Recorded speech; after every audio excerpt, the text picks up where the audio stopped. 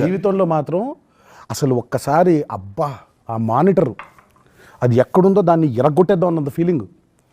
మామూలుగా ఇప్పుడు అంత స్పీడ్లో వెళ్తుంది కదా, అంత స్పీడ్లో ఎవరైనా చూస్తారా? సింక్ వెళ్ళిపోద్ది కదా, ఆ పాటను ఎలా చూడాలి? అలాగే చూడాలి. Step freeze. మేము ఇలా ఇలా ఇలా అదిగో తారకాయ కొంచెం పైకి వెళ్ళిపోయింది. పైకి వెళ్ళిందా? మామూలుగా వదిలేయండి, ఈక్వల్గానే వెళ్ళింది కదా, బాగానే వెళ్ళింది. అట్ట కాదు, అలా పాజ్ చేసి అదిగో ఒకటి పైకి ఉంది, ఒకటి పైకి ఉందా, ఇప్పుడు అక్కడికి ఎలా పెట్టాలి?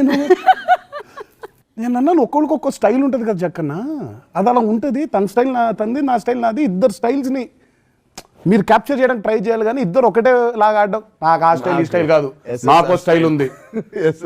అలాంటి సినిమా ఇంత ఉంది కదా, నాకు ఆ కోకోకోలానే కావాలి, ఇలా నాకు ఆ స్టైలే కావాలి. స్టెప్ ఫ్రీ సుమా నిజంగా రాక్షసు, అన్యాయం. బట్ ఇవాళ అదే మాట్లాడుకున్నారు. అంటే ఈయనకి చాలా ముందు చూపండి, ఎప్పుడైనా ఈయనకి దూరదృష్టి ఎక్కువ కదా. ఇలాంటి మీమర్స్ అందరినీ దృష్టిలో పెట్టుకున్నారు. వాళ్ళ పని ఏంటి? ఏదైనా ట్రైలర్ రాగానే ఈ షాట్ అక్కడిది, ఆ షాట్ ఇక్కడిది, ఇలాంటివన్నీ చేస్తూ ఉంటారు కదా. సో వాళ్ళకి అవకాశం ఇవ్వకుండా ఈ కాలు పైకి వెళ్ళింది, ఈ కాలు కిందకి వెళ్ళింది అని వాడు సర్కిల్ వేస్తాడు. అది లేకుండా చేశాడు. వేస్తాడు. మీరు ఇంకోటి అడగాల్సింది, 17 టేకుల తర్వాత ఏ టేక్ ఓకే చేశారు? మీకు తెలుసా అండి? ఆఫ్ కోర్స్ తెలుసు. ఎడిటింగ్ లో చూసినప్పుడు ఏది పర్ఫెక్ట్ గా ఉంటుందో రెండో టేక్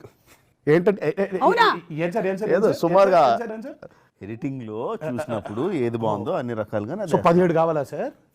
17 సార్ రెండోలో కూడా చూస్ చేసుకోవచ్చండి. రెండోదే బాగుండేది కదండి.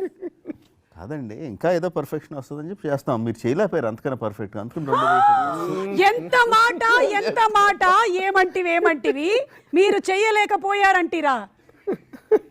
ఇప్పుడు చేస్తారు వాళ్ళు, కావాలంటే 2 కాళ్ళు ఒకటే దగ్గర పెట్టి. అల్పులు అధములు అయిన వాళ్ళ గురించి మనకి ఇక్కడ అసందర్భ ఎంత మాట మిమ్మల్ని కూడా అనేసారు. నేను కాకపోతే ఆయన ఏమని చూస్తా. Come on, I challenge. అవును రాజమౌళి గారు, మీరు ఎప్పుడైనా ట్రై చేశారండి ఆ స్టెప్? ఒకసారి చేయొచ్చు కదా. అన్నిసార్లు చూశారు కదా ఫ్రీ. ఇప్పుడు నేను చూస్తా. Come on, I challenge. అవును రాజమౌళి గారు, మీరు ఎప్పుడైనా ట్రై చేశారండి ఆ స్టెప్? ఒకసారి చేయొచ్చు కదా.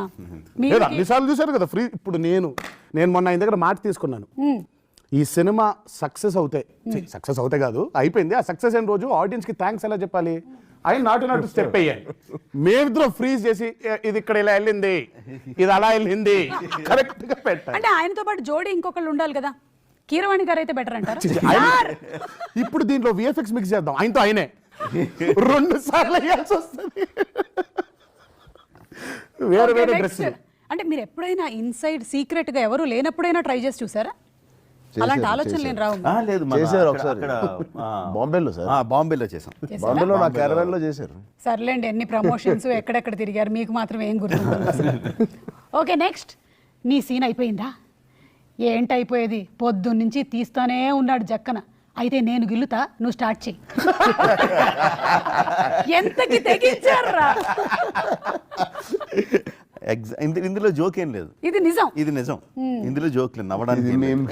ఇది మేము కాదు, ఇది కరెక్ట్ గా. అంటే నాకు తెలిసి ఇది ఎవరో RRR టీమే క్రియేట్ చేసి ఉండొచ్చు కూడా, చెప్పలేము. గోస్ట్ మీమ్స్ అంటారు వీటిని. కార్తికేయ చేసి ఉంటాడు కూడా. ఇందులో నీ హస్తం ఉందా? నేను ఒక్క సీక్రెట్ వెల్లడించొచ్చా? yes please. ఎలాంటి రాజమౌళి ఎలాంటి దర్శకుడా అని. నేను వద్దంటే ఆగిడట్టు కాదండి, ఈ సీక్రెట్ మాత్రం ఇది మాత్రం బాబోయ్.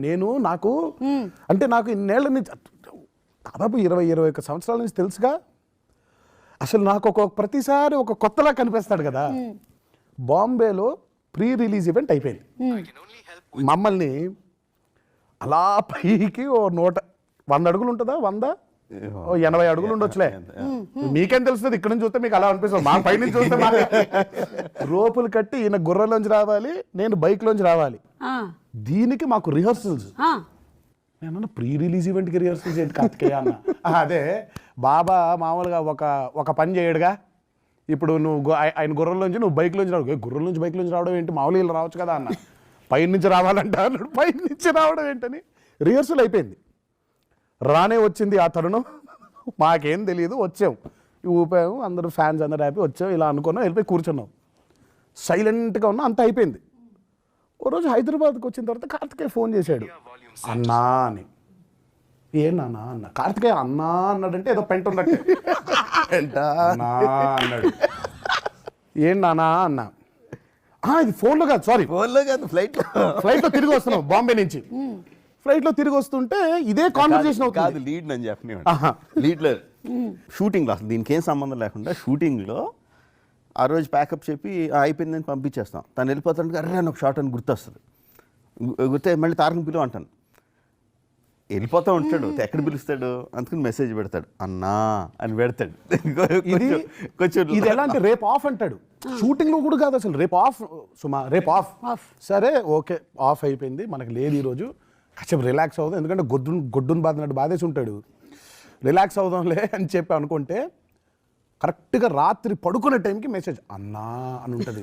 అయ్యి బాబోయ్ ఏదో నానా అనగానే అన్నా అంటాడు.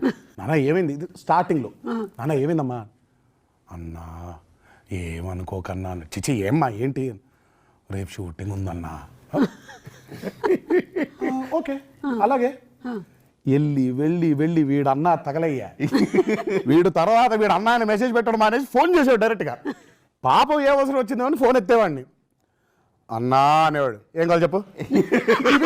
స్టేజ్ మారిపోయింది. స్టేజ్ మారిపోయింది. Stage of ఏంటి frustration. ఇప్పుడు రేపు రావాలి షూటింగ్కి, ఏం పెట్టా పెంట, అదే అన్నా రేపు పొద్దున 8 గంటలకు 8